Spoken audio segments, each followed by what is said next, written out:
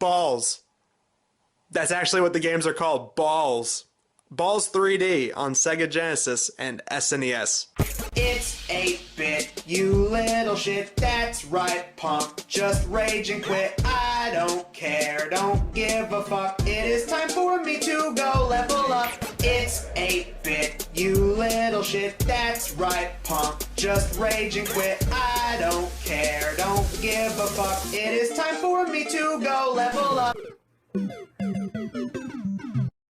So this game came out at the height of fighting games in the 90s, just like character-driven platformers in the 80s and battle royale games for now. This game came out in the 90s during the peak, the bandwagon of everybody doing fighting games. Except the big draw for this game is that the characters were all made out of spheres, or some might say, balls. Now there are a couple of differences between the two different console versions. Like the SNES one has this as the main screen, it's the same image they used for the cartridge, and the Sega Genesis one has this as the opening, but both of them have the same creepy ass video game 16-bit laugh.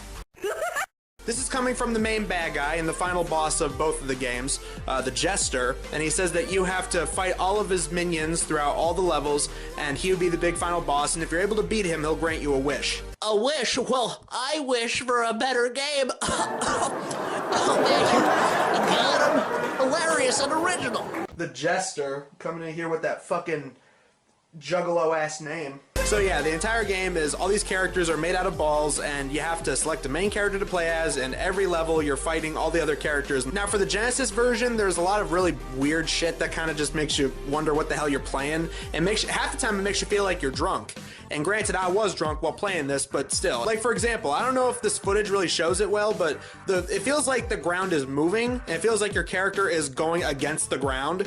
And, or maybe that's just the camera, like, there's this weird thing where it looks like the background is moving, but not like, you know, character moving forward, character moving back. It feels like it feels like you're spinning. It makes you go fucking dizzy half the time. Then again, you're playing a game where everyone's made out of circles, so I mean, it already kind of makes you feel like you're high as it is. Also, there's this thing I noticed in the background where it's like every character that you're going up against, there's like specific taunts that are made to try and like fuck with you and distract you while you're fighting. I mean, give this game this, at least it was smart enough to have most of the fights actually involve things like punching everybody until all the balls go flying. I mean, that's something, right? But yeah, personally, out of the two of them, I am a Nintendo boy, so yeah, I would say personally, I like the SNES one just slightly more. All that said though, it's not a good game. I really wouldn't recommend anybody play this. There's so many fucking way better fighting games out there compared to this shit. I was expecting this to be 10 times worse because of all the reviews saying it was one of the worst fighting games ever.